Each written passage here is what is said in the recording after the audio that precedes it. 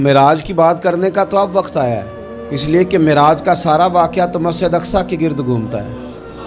سبحان الذی اسریٰ بعبدہ لیلا من المسجد الحرام الی المسجد الاقصیٰ۔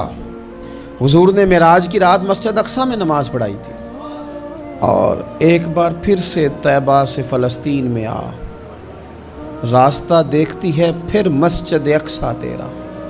ایک بار حضور گئے تھے مکے سے مسجد اقصیٰ، اور پھر حضور فرماتے ہیں جب میں واپس گیا نا تو کفار نے جو کہ مسجد اقصیٰ دیکھی ہوئی تھی تو مجھ سے پوچھنا شروع کر دیا کہ مسجد اقصیٰ کی کھڑکیاں کتنی ہیں، دروازے کتنے ہیں، پلر کتنے ہیں۔ جب انہوں نے سوال جواب کیے تو حضور فرماتے ہیں کہ رب کریم نے مسجد اقصیٰ کو اٹھا کے میرے سامنے رکھ دیا۔ میں دیکھتا جاتا تھا، بتاتا جاتا تھا، کہہ لوں بات کر لوں۔ ایک دفعہ حضور مکے سے مسجد اقصیٰ آئے، اور ایک دفعہ مسجد اقصیٰ میرے نبی کی زیارت کے لیے مکے گئی، حضور کی زیارت کے لیے مکہ شریف گئی۔ اور میرے نبی تو صرف کسی چیز کی طرف ایک دفعہ دیکھ لیں تو وہاں رحمت کے پھول کھلتے ہیں۔ مسجد اقصیٰ کی طرف منہ کر کے 17 مہینے میرے نبی نے نماز پڑھی ہے۔ مسلمانوں پتہ ہی کوئی نہیں، ہماری خبریں ہی اور ہیں، ہمارا درد ہی اور ہے، ہمیں پتہ ہی نہیں بم کہاں برس رہے ہیں، ہمیں یہ خبر ہی نہیں۔ اور میں اس دور میں تقریریں کر رہا ہوں جہاں سوتوں کو جگانا نہیں پڑتا، جاگتوں کو جگانا پڑتا ہے۔ سیانے لوگوں کو سمجھانا ہمارے ذمہ لگ گیا، کیا کریں؟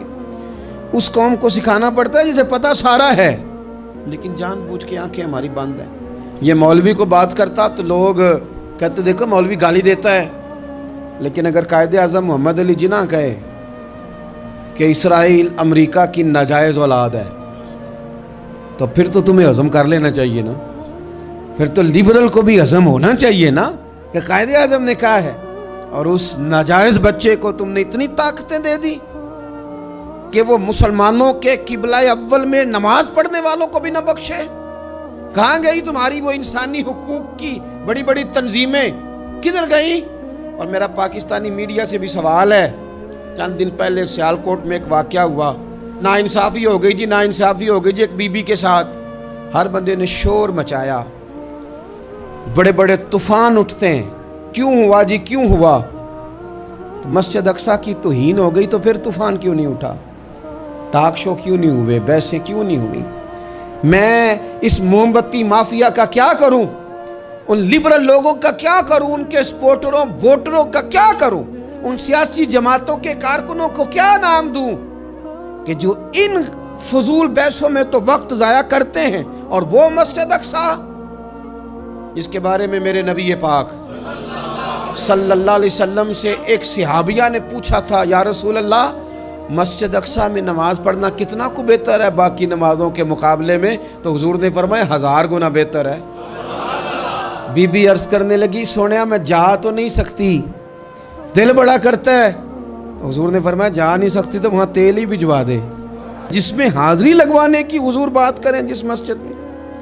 اور نبی پاک علیہ السلام نے فرمایا خاص کر کے سفر کرنا ہوا تو 3 مسجدوں کے لیے کرنا، ایک مسجد حرام بیت اللہ کے لیے، ایک مسجد نبوی کے لیے، اور تیسرا مسجد اقصیٰ کی۔ ایک بات بڑی ضروری ہے، وہ میں نے آپ سے ضرور کرنی ہے۔ ایک آیت ہے قرآن پاک کی سورۃ بقرہ پہلا سپارہ آیت نمبر 120۔ اللہ تعالیٰ نے ایک حد بیان کر دی، فرمایا وَلَن تَرْضَىٰ عَنْكَ الْيَهُودُ وَلَا النَّصَارَىٰ حَتَّىٰ تَتَّبِعَ مِلَّتَهُمْ۔ فرمایا یہ یہودی اور عیسائی تم سے ہرگز راضی نہیں ہوں گے۔ یہ قرآن ہے، اور سادہ ترجمہ تفسیر کی بھی ضرورت نہیں۔ یہ معاہدے کر لیں، محبت کے وعدے کر لیں، یہ تم سے راضی نہیں ہوں گے۔ کب راضی ہوں گے؟ حتی تتبع ملتہم، یہاں تک کہ تم ان کے دین کی پیروی کرنے لگ جاؤ۔ میرا جب پہلی دفعہ پاسپورٹ بنا تو میں نے سارا پڑھا، کتابیں پڑھنے کا شوق تھا شروع سے۔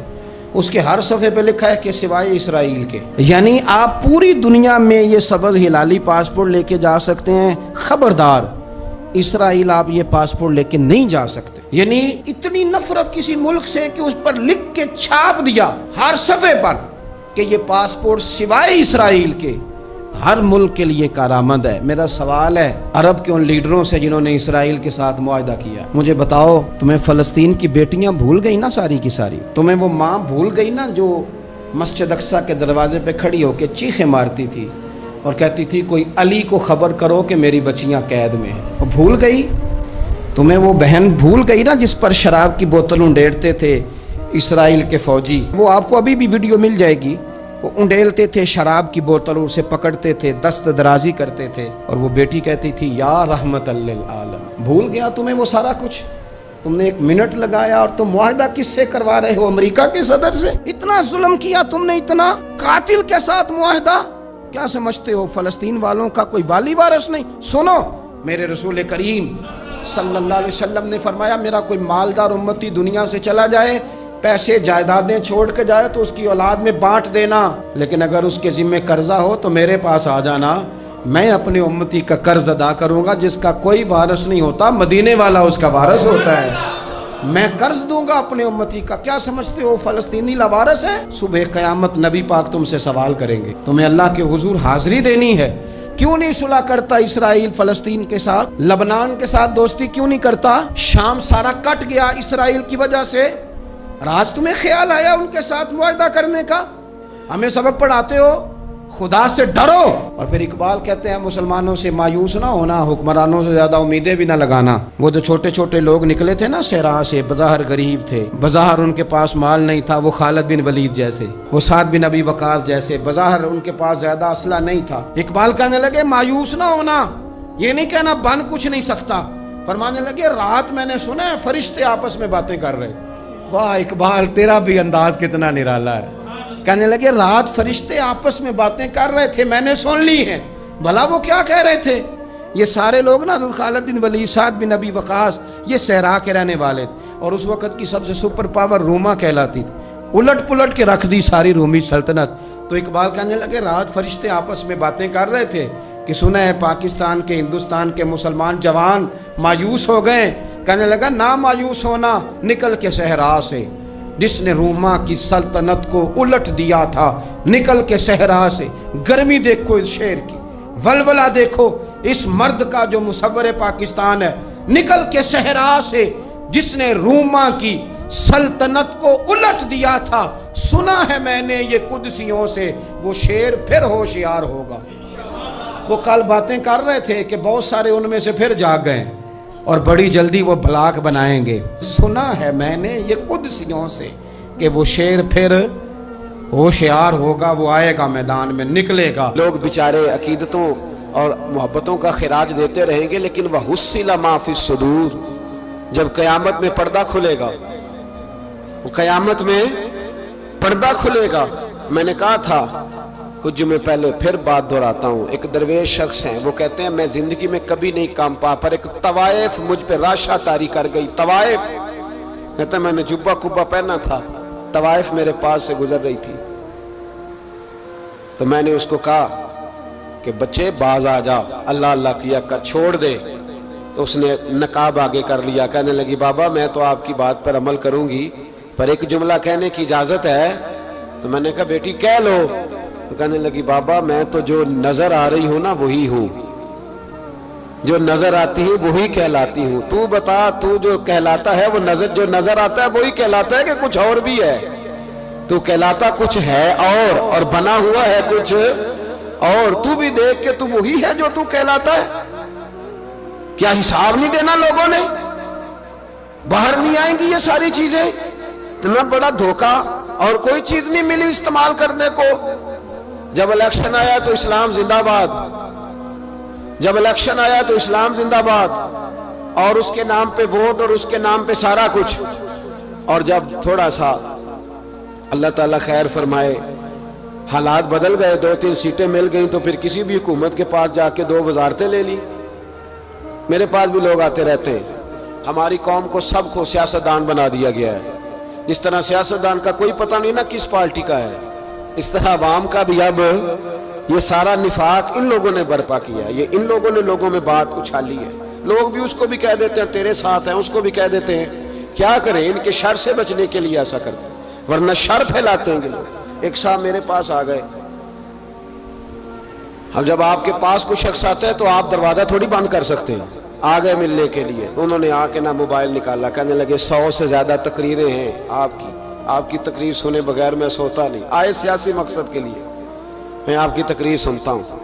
میں نے کہا اللہ آپ کو جزائے خیر دے، مجھے تو پوری دنیا سے لوگ کہتے ہیں تقریر سنتا ہوں، چلے مہربانی ہے، مجھے تب فائدہ جب کوئی تقریر سن کے اثر بھی کرے، تو چلے خیر آپ کہہ رہے ہیں تو اچھی بات ہے۔ انہوں نے اس پر اور تھوڑا زور دینا شروع کیا، تو کئی دفعہ نا تکلیف ہوتی ہے کہ یار آپ کیا سمجھتے ہیں سامنے والا پاگل ہے، بیوقوف ہے، اور جو ساتھ لے کے آنے والے ہوتے ہیں وہ بھی خیال نہیں کرتے ہم کیا کہہ رہے ہیں، آپ پاگل سمجھ رہے ہیں سامنے والے کو کہ آپ جھوٹی تعریف کریں گے سامنے والا مان جائے گا؟ ڈرنا چاہیے اللہ تعالیٰ سے۔ یہ بڑی تکلیف، یہ آپ وہ جو آپ نے ایک موقع پہ کہا تھا، میں نے اسے کہا، میں نے کہا صاحب آپ نے 10 دفعہ کہا ہے تو میں نے سن لیا ہے، لیکن مجھے 1% بھی خوشی نہیں کہ آپ مجھے سنتے ہیں۔ یہ کام آپ الیکشن کے بعد آ کے میرے ساتھ کرتے تو مجھے بڑی خوشی ہوتی، مجھے تسلی ہوتی کہ آپ واقعی مجھے سنتے ہیں۔ یہ کیا بات ہوئی؟ پتہ نہیں اب آپ کس کس کو جا کے یہ کہیں گے، کس کس کے ساتھ آپ یہ زاویہ نگاہ لگائیں گے؟ جو تجھے دیکھ کے پھر کسی اور کو بھی دیکھے، جو تجھے دیکھ کے پھر کسی اور کو بھی دیکھے، تماشائی ہے وہ طالب دیدار نہیں۔ تو میں نے کہا آپ تماشائی بن کے نہ آئے، مہربانی فرمائیں، جائیں کہیں اور جا کے۔ کیا سمجھا لوگوں نے؟ جس طرح کا موڈ آئے گا، جس کے ساتھ آپ جائیں گے۔ اب تو اتنا ماحول عجیب ہو گیا، پہلے کو کسی بزرگ سے ملتا تھا نا، کسی کو نیک سمجھ کے تو کہتا تھا حضرت میرے لیے دعا کرنا، اب کو ملتا تو کہتا ہے حضرت جی اوراں ویکھیا جی تہاڈی سیلفی لینی ہے۔ یہ کون سا دین؟ آپ مذہب کے نام پہ بھی وہی ملمہ سازی، وہی بناوٹ۔ تو جب راز کھلے گا، وَحُصِّلَ مَا فِي الصُّدُورِ، جب سینوں کی چیزیں باہر آئیں، میں کہتا ہوں آج راز کھل جائے، مشکل ہو جاتا ہے، لوگ وضاحتیں دیتے پھرتے ہیں۔ جب قیامت میں راز کھلیں گے، سب سے پہلے دیندار شخص کو دیکھنا چاہیے۔ میرے نبی پاک علیہ السلام نے فرمایا سب سے پہلے جہنم میں ریاکار عالم دین کو ڈالا جائے گا، عالم کو سب سے پہلے دوزخ میں ڈالا جائے گا، اس لیے کہ اس نے اپنا قد اونچا کرنے کے لیے دین کو ٹیشو پیپر بنایا۔ یہ تو بات ہو گئی دینداروں کی۔ ایک سیاستدان نے نعرہ لگایا، اس نے کہا روٹی دوں گا، کپڑا دوں گا، مکان دوں گا۔ ایک بعد میں پھر آ گیا، اس نے کہا تحفظ دوں گا۔ ایک تیسرا آ گیا، اس نے کہا میں فلاں کر دوں گا۔ آتے رہے لوگ، بیچارے مجبور ہیں، پریشان ہیں۔ ہمارے ملک میں پی ایچ ڈی کرنے کے بعد لوگوں نے چائے کے ڈھابے بنائے ہوئے ہیں، لوگ آزمائش کا شکار ہیں، کدھر جائیں؟ سیاستدان کے پیچھے لگ گئے، لوگوں نے نعرے بھی لگائے، لوگوں نے اپنی جیب سے پوسٹر بھی اس کے بنوا کے چسپاں کیے، ساری اس کے پیچھے لوگ لگ گئے۔ اب ہمیں تو نہیں نہ پتا تھا کہ وہ تو غریبوں کے جذبات سے کھیل کر اپنا قد اونچا کرنے جا رہا ہے، وہ تو ہوس اقتدار کا پجاری ہے، وہ تو صرف کرسی کے لیے لوگوں کے جذبات سے کھیل رہا تھا۔ اس نے تو اتنے زبردست نعرے اس لیے سکھائے تھے کہ لوگ میرے پیچھے لگ جائیں، کسی کی مجبوری کا نام لے کے اسے پیچھے لگا کے پھر وہ اپنے ذاتی مفادات لینا چاہتا تھا۔ اللہ فرماتے ہیں دنیا میں تو دھوکہ دے لے گا، پر وَحُصِّلَ مَا فِي الصُّدُورِ، میں راز کھول دوں گا۔ ایک حدیث سنانے لگا جو آپ نے رٹ کے یاد کر دی ہے، کر لیں گے انشاءاللہ؟ بولیے سارے کہیے انشاءاللہ کر لیں گے یاد ماشاءاللہ سے۔ سنیں، ابو داؤد شریف میں، ترمذی میں حدیث ہے، نبی پاک علیہ السلام نے فرمایا کچھ لوگوں کی پشتوں پر اللہ قیامت میں جھنڈے گاڑ دے گا۔ پشت ہوتی ہے نا، پشت، مقعد، سرین، اس پر اللہ جھنڈا گاڑ دے گا، وجود کے ساتھ لگا دے گا۔ حدیث صحیح عرض کر رہا ہوں، حضرت انس بن مالک رضی اللہ تعالیٰ عنہ حدیث کے راوی ہے، فرمایا جھنڈا پشت کے ساتھ گاڑ دیا جائے گا، اونچا جھنڈا ہوگا قد سے۔ تو لوگ سارے کہیں گے یا اللہ یہ کون ہے، کون ہے یہ؟ تو رب کریم فرمائے گا یہ اپنی قوم کا غدار ہے، یہ اپنی قوم کا، ان کے جھنڈے یہاں نہیں لگیں گے، ان کے جھنڈے وہاں بھی لگیں گے۔ میرے نبی پاک علیہ السلام نے فرمایا غداروں کی پشتوں پہ اللہ جھنڈے لگائے گا، اور یہ جھنڈے لگیں گے، اور جب لوگ پوچھیں گے یہ کون ہے تو کہا جائے گا وہ یہ ہے جس کو قوم نے امانت دار سمجھ کے سربراہی دی، پر یہ غدار نکلا۔ قوم نے اعتماد کیا، امانت دار سمجھ کر یہ غدار نکلا۔ یاد رکھنا تمہارے جھنڈے لگیں گے، آج تمہاری گاڑیوں پہ سرکاری جھنڈے ہیں، آج تمہاری بڑے بازاروں پر سرکاری جھنڈا ہے، قیامت میں تمہاری پشت پر غداری کا جھنڈا ہوگا، غداری کا۔ اور میرے نبی پاک علیہ السلام نے فرمایا غریبوں کو اللہ قوت دے دے گا، اور جو تکبر کرنے والے تھے انہیں اللہ کیڑیوں کی شکل عطا کرے گا، چیونٹیوں کی شکل، کیڑے مکوڑے بنا دے گا، اور غریب پیروں کے نیچے مسل کے جائیں گے۔ وقت تھوڑا رہ گیا، وَحُصِّلَ مَا فِي الصُّدُورِ، فرمایا تمہارے سینے کے سارے راز اللہ باہر نکال دے گا، فاش ہو جائے گی ہر چیز، کھل جائے گا سارا، آئینہ باہر آئے گا، تمہیں وہ سارا کچھ بھگتنا ہے۔ کتنے بادشاہ گزرے آپ کے ملک میں، کتنوں کی قبروں پہ لوگ فاتحہ پڑھنے جاتے ہیں، کتنے ہیں جن کا اب نام ہوتا ہے، تصویریں لگی ہوئی ہیں پارلیمنٹ میں، اس سے زیادہ کوئی شے ختم ہو گئی بات، کدھر گئے؟ ہمارے تو نوجوانوں کو یاد بھی نہیں، کیا کسی نے کمال کر لیا وزیر اعظم بن کے، کیا اس نے کر لیا؟ ختم ہو گئی بات۔ خدا را جو آپ ہیں آپ وہی بیان کریں، دھوکہ نہ دیں، ورنہ یہ راز جب کھلے گا، میرے نبی پاک علیہ السلام نے فرمایا بہت بڑا تاجر قیامت میں اللہ کی بارگاہ میں کھڑا کیا جائے گا، اللہ اس کے بچوں کو بھی بلائے گا، کہے گا تمہیں پتہ ہے تمہارا مال حرام ہے، ناجائز ہے، تمہارے باپ نے دھوکے سے کمایا ہے۔ تو نبی پاک علیہ السلام نے فرمایا، امام سیوطی نے حدیث لکھی ہے، نبی پاک فرمانے لگے وہ اولاد اپنے باپ پہ مقدمہ کر دے گی، وہ جن کو دے گیا نا کہ وہ والا پلاٹ بھی تیرا، وہ والا بھی تیرا، وہ والا بھی، وہ مقدمہ کر دے گا، وہ کہیں گے اے اللہ ہم نے اسے کہا تھا ہمیں ناجائز مال دے، اس سے پوچھ اس نے کیوں کمایا؟ میرے مصطفیٰ کریم علیہ السلام فرماتے ہیں احد پہاڑ کے برابر اس کی نیکیاں ہوں گی، لیکن جرم یہ ہوگا کہ کمائی حرام تھی، تو اللہ کریم ان بچوں کے مقدمے کی وجہ سے باپ کو جہنم میں داخل کر دے گا۔ یہاں وہ سخی بھی بن کے گیا ہے، یہاں وہ کہتا، وہ کہانیاں سنایا کرتا تھا کہ میں بڑی محنت سے آگے گیا ہوں۔ وَحُصِّلَ مَا فِي الصُّدُورِ، میں تمہارے سینوں کی چھپی چیزیں راز کھول دوں، راز فاش ہو، تمہیں ہر چیز دیکھنی پڑے گی۔ میرے رسول پاک علیہ السلام کی ایک حدیث بڑی انفرادی ابن حجر نے لکھی، میں تو اس حدیث کو پڑھ کے میں نے کتاب بند کر دی، میں نے کہا اللہ ہمیں معاف کرے۔